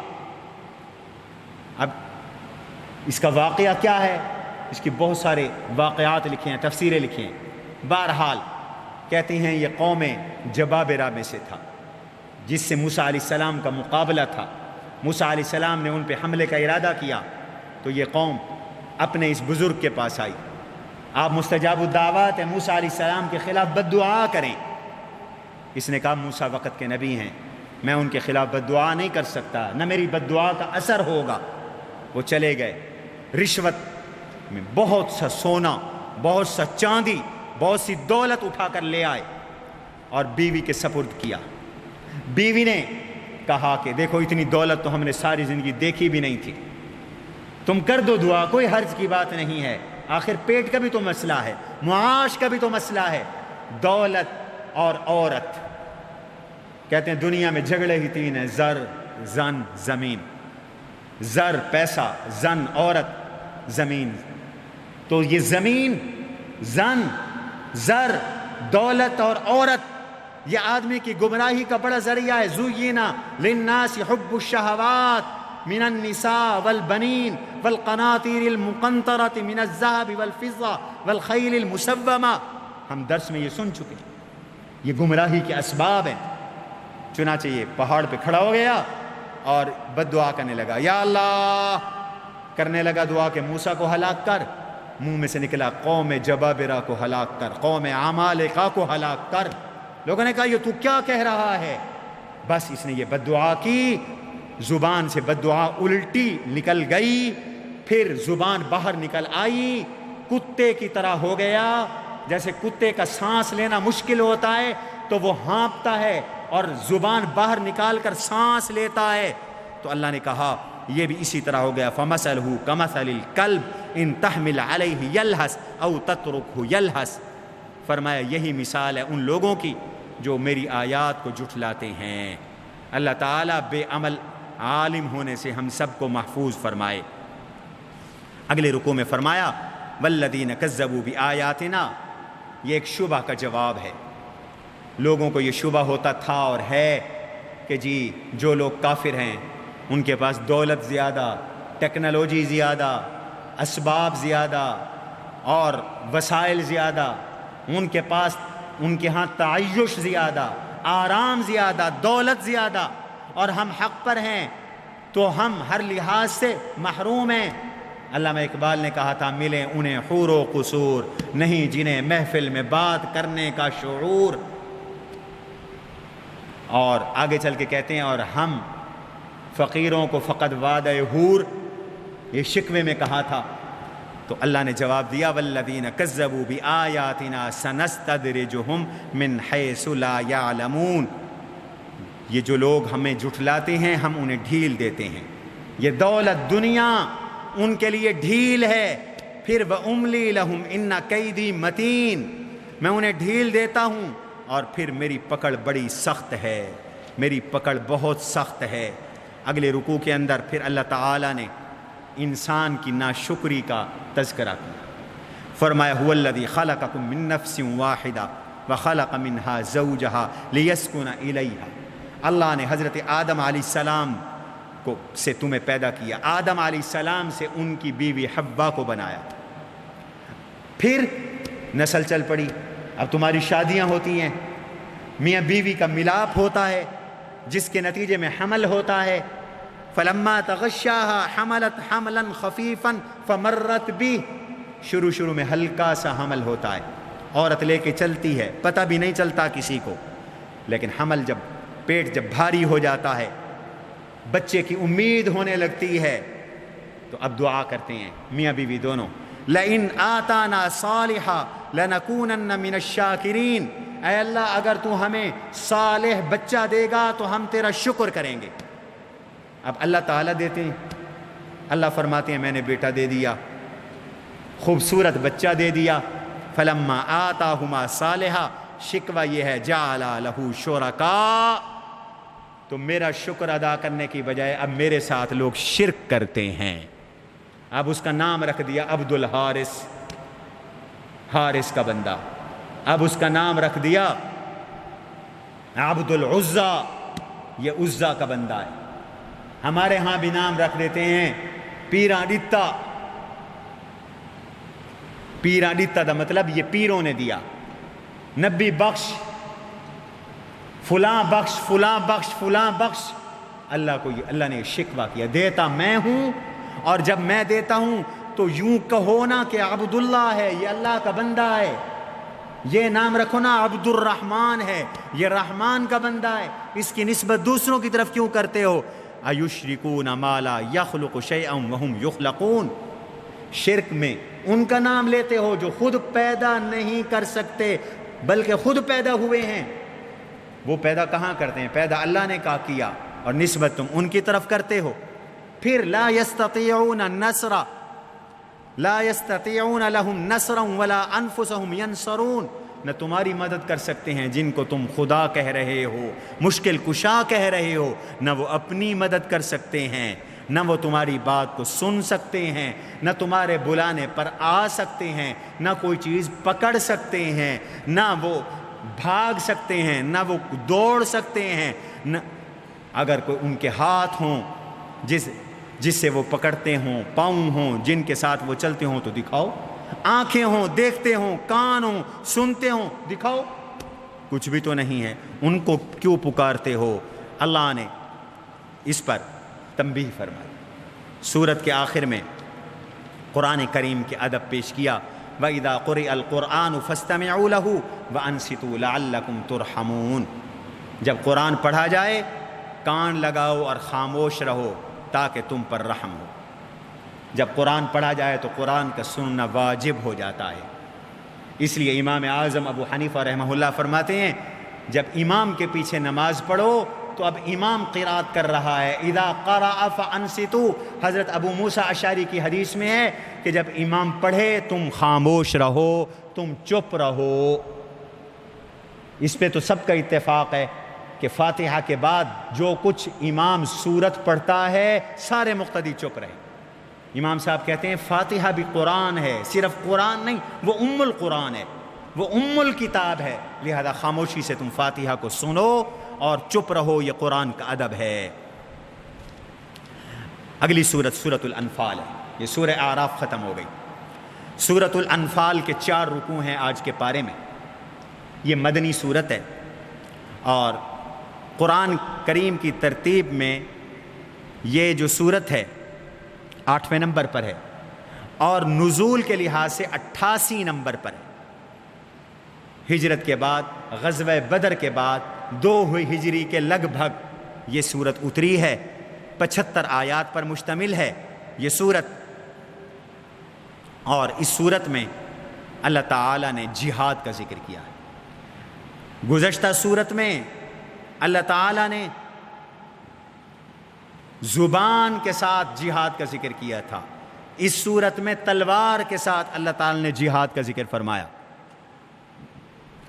اور پھر گزشتہ صورت میں اللہ تعالیٰ نے توحید کا ذکر فرمایا، اس صورت میں بھی اللہ تعالیٰ نے توحید کا ذکر فرمایا۔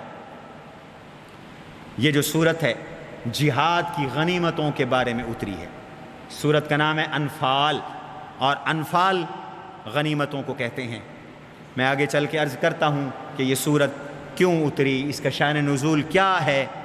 یاد رکھیے یہ جو سورت ہے اس کا بڑا موضوع ہے اللہ تعالیٰ کی مدد کے قوانین، جنگ میں اللہ کی مدد کیسے اترے گی، کیا کیا طریقے اختیار کرو تو اللہ تعالیٰ کی مدد اترے گی، اور مدد کے اسباب اللہ نے ذکر فرمائے۔ 2 بڑے اسباب ہیں، ایک ہے اللہ کا یقین، اللہ پر ایمان رکھو، یقین رکھو، دوسرا اسباب اختیار کرو، اب اللہ تعالیٰ کی مدد آئے گی۔ اس سورت کا ایک نام سورہ بدر بھی ہے، ایک کا نام سورۃ القتال بھی ہے چونکہ جہاد کا ذکر ہے، ایک کا نام فرقان ہے۔ بدر کو بھی یوم الفرقان کہتے ہیں، حق اور باطل کو جدا جدا کر دیا تھا بدر کے دن نے، تو یہ سورت بھی حق اور باطل کو جدا جدا کرتی ہے۔ اس سورت نے بتایا کہ مارکے میں ثابت قدم رہو اور بھاگنے سے اجتناب کرو، جم کر لڑو۔ دوسرا اللہ کی اطاعت کرو، اللہ کے نبی کی اطاعت کرو۔ اس سورت کا ایک مضمون ہے کہ دل کی زندگی اور سعادت اسی میں ہے کہ حضور کی اطاعت کرو۔ ایک مضمون ہے کہ مسلمانوں کے راز افشا نہ کرو۔ 5واں مضمون ہے تقوی کے ثمرات کیا کیا ہوتے ہیں۔ 6ٹھی چیز ہے اللہ کی نصرت کے کیا کیا اسباب ہیں۔ غزوہ بدر سن 2 ہجری میں ہوا۔ اس سورت کو سمجھنے کے لیے مختصر غزوہ بدر کے حالات سمجھنا ضروری ہے۔ 13 سال تک مسلمانوں نے مظلومیت کی زندگی گزاری، بار بار اجازت مانگی، اللہ ہمیں اپنے دفاع کے لیے لڑنے کی اجازت دے دیں، اجازت نہیں دی گئی۔ اب حضور کے قتل کی سازش ہوئی، اسی صورت میں آ رہا ہے۔ اس کے نتیجے میں اللہ نے اپنے نبی کو محفوظ طریقے سے مکہ سے نکالا، مدینے پہنچایا۔ صحابہ کرام بھی ہجرت کر کے کچھ پہلے مدینے آ گئے تھے، کچھ بعد میں مدینے آ گئے۔ اب سب سے پہلے جہاد کی اجازت ملی، اذن للذین یقاتلون بانہم ظلموا، جہاد کی اجازت مل گئی۔ اب تعداد اتنی تھوڑی تھی کہ مکے پر حملہ کرنا ممکن نہیں تھا، لہٰذا حضور علیہ السلام نے اپنی بصیرت کے ساتھ فیصلہ کیا کہ سر دست مشرکین جنہیں اپنی دولت پر، اسباب پر ناز ہے، ان کو معاشی اور اقتصادی طور پر کمزور کیا جائے۔ ظاہر ہے کہ ایک ملک کے پاس، ایک قوت کے پاس اگر معیشت نہیں ہوگی، اسباب نہیں ہوں گے، تو وہ ہماری مخالفت کیا کریں گے، یا وہ ہم پر ظلم کیا کریں گے، وہ تو ان کو تو اپنی پڑ جائے گی۔ تو حکمت عملی طے ہوئی، ان کو معاشی طور پہ کمزور کرو۔ چنانچہ چھوٹے چھوٹے سریے حضور صلی اللہ علیہ وسلم نے بھیجے، ابوا، بوات، یہ صحیح بخاری میں ان غزوات کا ذکر ہے۔ حضور علیہ السلام کو اطلاع ملی کہ ابو سفیان مکہ مکرمہ سے تجارت کا ایک بڑا قافلہ لے کر شام گئے تھے، اب وہ واپس آ رہا ہے۔ اس وقت مسلمان نہیں ہوئے تھے۔ یہ بہت بڑا قافلہ تھا، اور اس قافلے کے اندر جو ہے تقریباً 50,000 یا 60,000 دینار کا مال تجارت تھا۔ آج کی کرنسی میں کروڑوں روپے بنتے ہیں، کروڑوں روپے، 50,000 دینار کا، اور 1,000 اونٹ تھے اس میں۔ اب 1,000 اونٹ، خود اونٹ کتنے قیمتی ہیں، پھر ہزاروں روپے کی مالیت کا مال تجارت، پھر اس میں اسلحہ تھا۔ چند لوگ تھے اس کے ساتھ، صرف چند لوگ۔ حضور علیہ الصلاۃ والسلام نے فیصلہ فرمایا کہ اس قافلے پر حملہ کر کے مال حاصل کیا جائے، تاکہ معاشی طور پر ان کی کمر ٹوٹ جائے اور مسلمان معاشی طور پر مضبوط ہو جائیں۔ حضور علیہ السلام چند صحابہ کے ساتھ نکلے، آگے جل کے گنا تو یہ 313 تھے۔ آگے اللہ تعالیٰ نے فرمایا کما اخرجک ربک من بیتک وان فریقا من المؤمنین لکارہون، کچھ لوگوں کو تو طبعی طور پر جانا گوارا ہی نہیں تھا، چونکہ باقاعدہ کوئی مہم نہیں تھی، کوئی غزوہ نہیں تھا، کوئی جنگ کا اعلان نہیں ہوا تھا۔ اب اللہ نے حضور کو بتایا کہ آپ کا مقابلہ 2 جماعتوں میں سے ایک جماعت کے ساتھ ہوگا۔ ابو سفیان کو بھی شک پڑ گیا، کہ پتہ چل گیا کہ حضور حملے کا ارادہ رکھتے ہیں۔ اس نے اپنا ایک آدمی مکہ بھیج دیا، وہ دوڑتا ہوا مکے گیا، اور جو ہی مکہ پہنچا اس نے اپنے اونٹ کی نکیل کی جگہ پر زخم لگا دیا، خون اس سے بہنے لگا، پلان الٹا دیا، چیخنا اور چلانا شروع کیا، خذوا عیرکم، اپنے لشکر کی خبر لو، اپنے مال تجارت کی خبر لو۔ آگ لگ گئی مکہ میں، یہ کیا ہو گیا؟ ابو جہل نے فوراً لوگوں کو جمع کیا، 1,000 کا لشکر اکٹھا ہو گیا، یہ فوراً وہاں سے روانہ ہو گئے۔ ادھر اللہ نے اپنے نبی کو اطلاع دی، آپ کا مقابلہ 2 جماعتوں میں سے ایک جماعت کے ساتھ ہوگا، یا کانٹے والی جماعت ہوگی، ابو جہل کی جماعت جس سے لڑائی ہو سکتی ہے، یا ابو سفیان کی جماعت ہوگی جو کانٹے والی نہیں ہے، جس میں صرف مال تجارت ہے۔ کس کے ساتھ لڑنا پسند کرتے ہو؟ حضور نے صحابہ سے پوچھا، صحابہ نے کہا کہ ابو سفیان کی جماعت کے ساتھ لڑنا ہمیں پسند ہے۔ اللہ تعالیٰ کو کچھ اور منظور تھا، اللہ حق کو ثابت کرنا چاہتے تھے۔ ابو سفیان نے ساحلی رستہ لیا اور نکل گئے، ادھر سے پیغام بھیجا ابو جہل کو کہ میں بچ گیا ہوں، تم واپس چلے جاؤ۔ لیکن ابو جہل نے کہا جب تک ہم بدر میں جا کر 3 دن رہ کر شراب پی کر پکنک منا کر پکنک نہیں منا لیں گے واپس نہیں جائیں گے۔ وہ بدر آ گئے۔ حضور علیہ السلام کو پتہ چلا تو آپ تو نکلے ہوئے تھے، اب جو لشکر موجود تھا اسی پہ ہی اکتفا کرنا تھا۔ ان کے پاس، ان کی تعداد 313 تھی، ان کے پاس صرف 2 گھوڑے تھے، صرف 8 تلواریں تھیں، 6 زیریں تھیں، اور کافروں کا جو لشکر تھا، کافروں کے لشکر میں 200 گھوڑے تھے، 200 گھوڑے، 1000 اونٹ، 200 گھوڑے، 200 تلواریں، 200 زیریں، اور پھر تلواریں بھی تھیں۔ آپ نے صحابہ سے مشورہ کیا تو صحابہ نے جانثاری کا اعلان کیا، حضرت ہمیں آپ جو کہیں گے ہم کریں گے۔ مہاجرین نے اظہار کیا، پھر انصار نے اظہار کیا، تو آپ صلی اللہ علیہ وسلم بدر پہنچے۔ آگے مختلف احوال ہیں، وہ اس صورت میں آ رہے ہیں، میں وہیں عرض کروں گا۔ جنگ ہوئی، 70 بڑے بڑے سردار کفار قتل ہوئے، 70۔ ابو جہل مارا گیا، عتبہ شیبہ مارا، اور 70 گرفتار ہوئے۔ اب بہت ساری غنیمت بھی ملی۔ جب غنیمت کی تقسیم کا مرحلہ آیا تو حضور صلی اللہ علیہ وسلم کو پتہ چلا کہ صحابہ کرام آپس میں کچھ اختلاف کر رہے ہیں۔ کچھ نے کہا کہ جوانوں کا حق ہے جنہوں نے لڑائی کی، کچھ نے کہا بوڑھوں کا بھی حق ہے۔ بعض روایات میں آتا ہے 3 جماعتیں تھیں، ایک جماعت مال غنیمت جمع کرنے والی تھی، ایک جماعت مشرکین کا تعاقب کرنے والی تھی، ایک جماعت پہرا دینے والی تھی۔ غنیمت جمع کرنے والوں نے کہا ہمارا حق ہے، باقی 2 جماعتوں نے کہا ہمارا بھی حق ہے۔ اس پہ اللہ نے یہ سورت اتاری۔ اس کے 2 حصے ہیں۔ پہلا حصہ نام پارے کے اختتام تک ہے، اس میں تو تربیت کی اللہ نے۔ پہلے سوال نقل کیا، یسألونک عن الانفال، یہ آپ سے مال غنیمت کے بارے میں سوال کرتے ہیں۔ مختصر جواب دیا، قل الانفال للہ والرسول، غنیمتیں اللہ اور اللہ کے رسول کے لیے ہیں۔ اللہ کی مدد سے تم جنگ جیتے، اللہ کے نبی کی دعاؤں سے جنگ جیتے، تمہارا کوئی استحقاق نہیں غنیمتوں میں۔ اب کیا غنیمت کا حصہ ہے، نہیں بیان کیا۔ اب اس 4 رکوع میں تربیت کی، صحابہ کی تربیت کی، اور حقائق بتلائے کہ فرشتے اترے، بارش ہوئی، اور تمہارا دشمن شکست خوردہ ہوا، یہ سب اللہ کی مدد سے تھا۔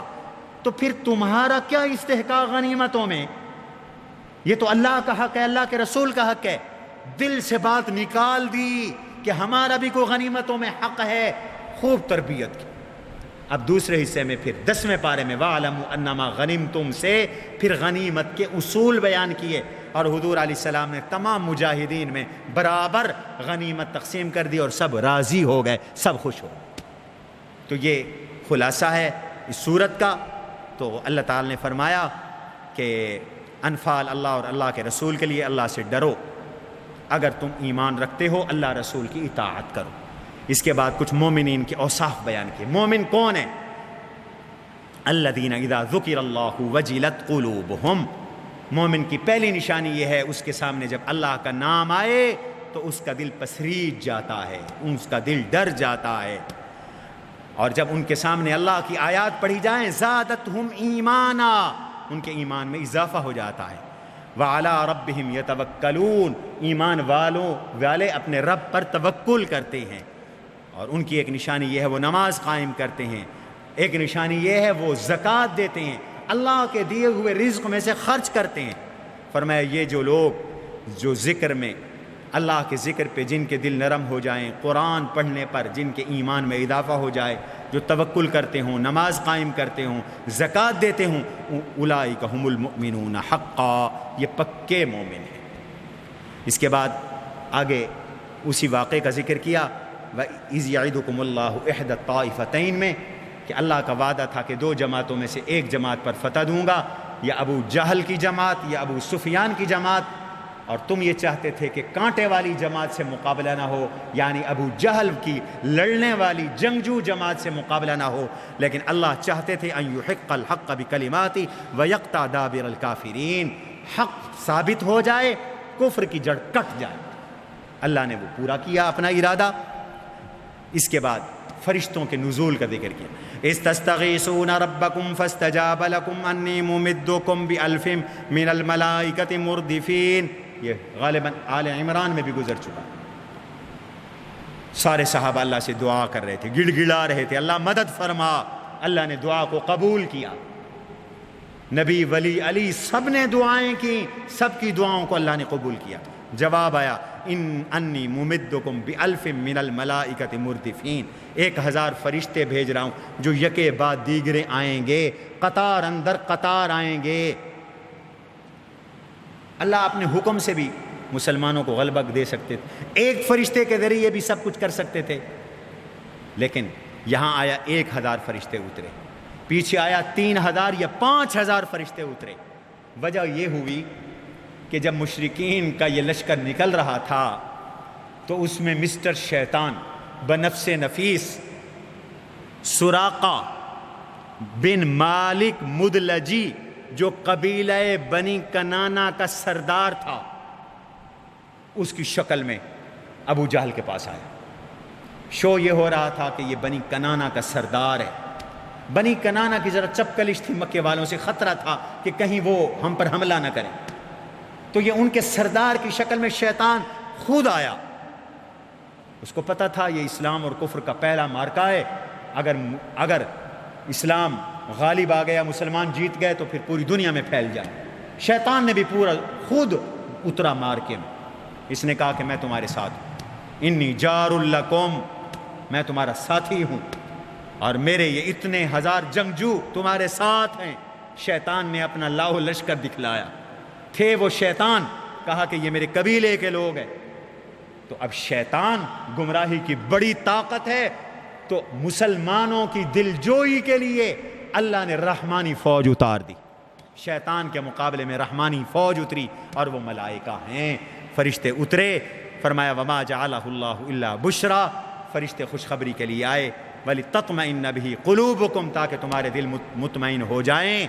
اور مدد کرنے والی تو اللہ کی ذات ہے. پھر کیا عجیب ماجرا ہوا. بدر میں جب پہنچے، کافر پہلے آ چکے تھے. میں نے بدر دیکھا ہے الحمدللہ، 3-4 بار میں گیا ہوں. بدر میں ایک حصہ پکا ہے، ایک حصہ کچا ہے. وہ پکی جگہ پر آ گئے، پانی کا چشمہ بھی انہی کے پاس. مسلمان جہاں پہنچے وہ ریتلی جگہ، دھول، گرد، غبار، پاؤں دھنس رہے ہیں، پینے کا پانی نہیں، وضو کا پانی نہیں، غسل کا پانی نہیں. بہت پریشان، بہت تھکے ہارے ہوئے. 80 میل دور ہے بدر. کہاں سے؟ مدینہ سے. 3 آدمی ایک اونٹ پہ سوار تھے، جو باری باری سوار ہوتے تھے، باقی پیدل چلتے تھے. صحابہ کرام کے اطمینان کے لیے اللہ کی ایک اور مدد آئی، اور وہ مدد یہ آئی کہ بارش برسا دی اللہ نے. خوب چھم چھم بارش برسی. سبحان اللہ. بارش برسی، کچی جگہ جم گئی. ریتلی جگہ تھی، مسلمانوں نے پانی کے تالاب بھی بنا لیے، پانی بھی جمع کر لی، گرد بھی ختم ہو گئی. صحابہ نے غسل بھی کر لیا، تازہ دم ہو گئے. اب تھوڑی سی نیند آ گئی، تھوڑی سی اونگ آئی. اب اونگ جو آئی تو تھکاوٹ ساری دور ہو گئی. اب جم کر لڑے. فرمایا یہ بھی ہماری مدد تھی. تو تم غنیمت میں اپنے استحقاق کیا جتلاتے ہو؟ فرشتے میں نے بھیجے، بارش میں نے بھیجی، تمہارا مقابلہ ابو جہل کی جماعت کے ساتھ میں نے تجویز کیا. یہ علتیں ہیں، ساری علتیں. ہم دورہ تفسیر میں پڑھایا کرتے ہیں، اللہ تعالی نے یہاں علتیں بیان فرمائی. تو فرمایا کہ یہ بھی ہمارا انعام ہوا. پھر 5ویں علت بھی بیان کی. فرمایا اللہ نے اب فرشتوں کو بھی حکم دیا، میرے فرشتوں شابش تم بھی لڑو، میں تمہارے ساتھ ہوں. فَثَبِّتُوا الَّذِينَ آمَنُوا، ایمان والوں کو ثابت قدم رکھو. کافروں کے دلوں میں روب ڈال دوں گا. اور اللہ نے کافروں کو مسلمانوں کی تعداد شروع میں تھوڑی دکھائی تاکہ بھاگ نہ جائیں. وہ تھوڑے تھے اور تھوڑی دکھائی، اور بعد میں مسلمانوں کی بڑی تعداد ظاہر کر دی. اب ان کے دلوں میں روب پڑ گیا. اب اللہ نے فرشتوں کو ٹریننگ بھی دی. جہاد کی ٹریننگ ہوتے ہیں نا، فوج ٹریننگ دیتی ہے، پہلے ٹریننگ بھی خود دی. فرمایا فَضْرِبُوا فَوْقَ الْأَعْنَاقِ وَاضْرِبُوا مِنْهُمْ كُلَّ بَنَانٍ، گردن کو اوپر سے کاٹنا، ان کی گردنیں، انگلیوں کے پورے ان کے کاٹ دینا، پتہ چلے کہ یہ فرشتوں کا مقتول ہے، فرشتوں کے ہاتھوں سے یہ قتل ہوا ہے. اس کے بعد اللہ تعالی نے جہاد کے کچھ قوانین بھی بیان کیے. پہلا قانون، اذا لقیتم الذین کفروا زحفا فلا تولوہم الادبار، جب کافروں سے مڈ بھیڑ ہو، لڑائی ہو تو جم کر لڑنا ہے، پھر پیچھے مڑ کے واپس نہیں آنا، یہ کبیرہ گناہ ہے، حرام ہے میدان جنگ سے بھاگنا، پھر بھاگنا نہیں ہے۔ ہاں 2 صورتوں میں بھاگنے کی اجازت ہے، اکیلے آگے نکل گئے ہو، لشکر پیچھے ہے، اپنے لشکر میں واپس آنے کی اجازت ہے، یا کوئی جنگی دو ہے تو دو استعمال کرنے کے لیے پیچھے ہٹنا بھی جائز ہے، ورنہ پیچھے آنے کی اجازت نہیں ہے۔ پھر اللہ نے فرمایا فَلَمْ تَقْتُلُوهُمْ وَلَٰكِنَّ اللَّهَ قَتَلَهُمْ، ظاہر میں تم کافروں کو مار رہے تھے، حقیقت میں اللہ ان کو قتل کر رہا تھا۔ حضور علیہ السلام نے ایک مٹھی کنکری کے لی اور یوں پھینکی، 1000 کا لشکر، ہر ایک کی آنکھ میں کنکری کا ذرہ لگ پہنچا۔ یہ کیسے ممکن ہے؟ اللہ کی قدرت کے بغیر کیسے؟ ایک مشت خاک یوں پھینکی، کنکریاں ماری، 1000 کے لشکر میں ہر ایک کی آنکھ میں پہنچی۔ اللہ کہتے ہیں وما رمیت اذ رمیت ولکن اللہ رما، ہاتھ آپ کا تھا کنکری پھینکنے والا، بظاہر آپ کا ہاتھ تھا، حقیقت میں یہ اللہ کی قدرت تھی۔ ولکن اللہ رما، اللہ کی قدرت تھی، یہ مسلمانوں کا امتحان تھا۔ اس دوران ابو جہل کی ایک دعا کا بھی اللہ نے ذکر کیا۔ یہ جب وہاں سے نکلا تھا نا مکے سے، تو کعبے کا غلاف پکڑ کر ابو جہل نے دعا کی، اللہ آج فیصلہ کر دینا، یہ روز روز کی لڑائی ہے، 13 سال 15 سال ہو گئے، آج فیصلہ کر دینا، اللہ ہم میں سے جو قرابتوں کو توڑنے والا ہے اس کو ہلاک کر دینا، جو اختلاف ڈالنے والا ہے اس کو ہلاک کر دینا۔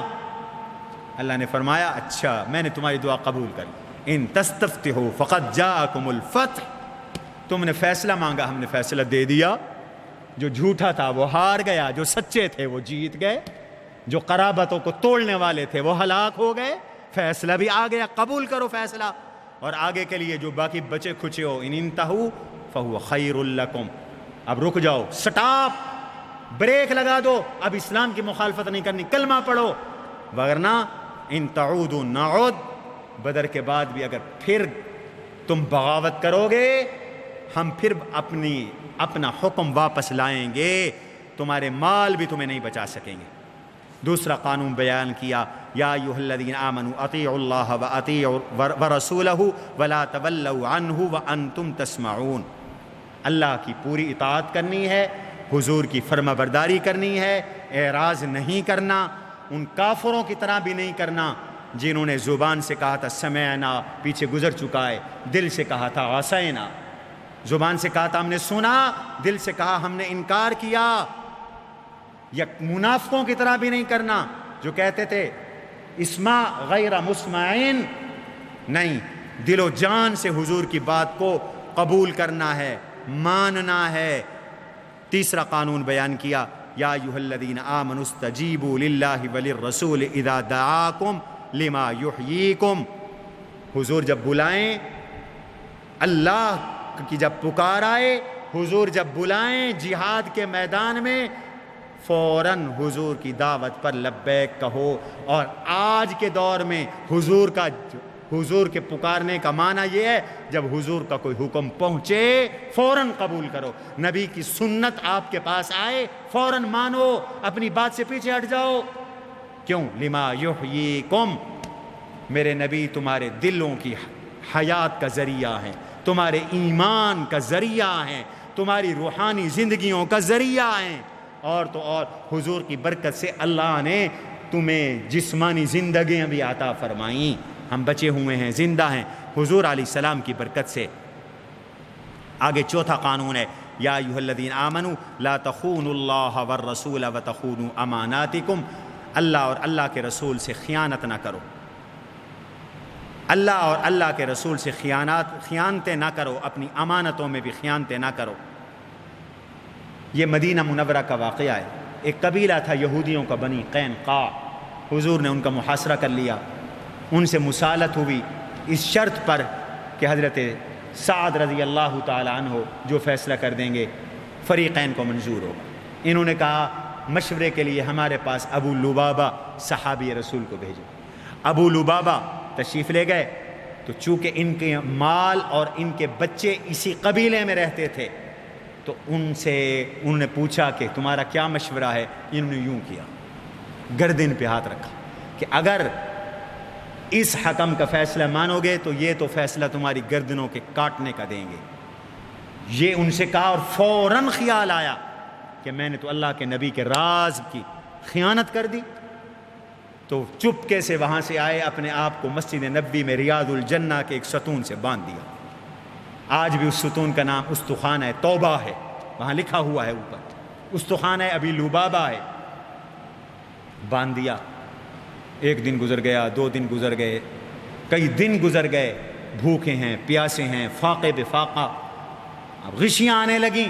اس پہ اللہ نے یہ آیت اتاری اور ان کی توبہ قبول فرما لی۔ حضور صلی اللہ علیہ وسلم نے پھر ان کو کھولا۔ 5واں قانون ہے، یا ایھا الذین آمنوا ان اتقوا اللہ یجعل لکم فرقانا ویکفر عنکم سیئاتکم ویغفر لکم واللہ ذو الفضل العظیم۔ ایمان والو، تقوی اختیار کرو۔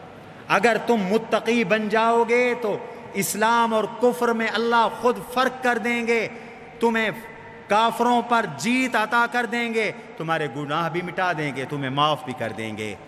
اس کے بعد جہاد، ہجرت کے وقت جو مشرکین نے ایک پلان تیار کیا تھا حضور کے قتل کے لیے، اس کا ذکر ہے، اذ یمکر بک الذین کفروا لیثبتوک او یقتلوک او یخرجوک۔ دار الندوہ میں سارے جمع ہوئے، سارے قبائل جمع ہوئے، مشورہ ہوا کیا کریں، کوئی فیصلہ کن، مارکا فیصلہ کن، اب کوئی مشورہ کرو تاکہ یہ روز روز کا جھگڑا نہ ہو۔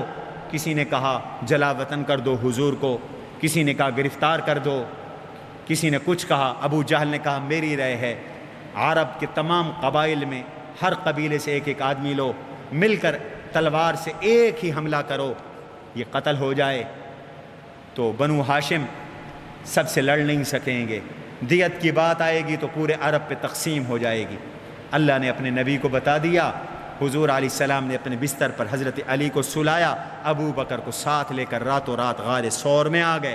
3 راتیں غار ثور میں رہنے کے بعد ہجرت فرما کر مدینہ میں آ گئے۔ فرمایا یہ مشورے کر رہے تھے کہ آپ کو نکالیں یا آپ کو قتل کریں یا آپ کو باقی رکھیں۔ اللہ اپنی تدبیر کر رہے تھے، یہ اپنی تدبیر کر رہے تھے، اللہ کی تدبیر کامیاب ہو گئی۔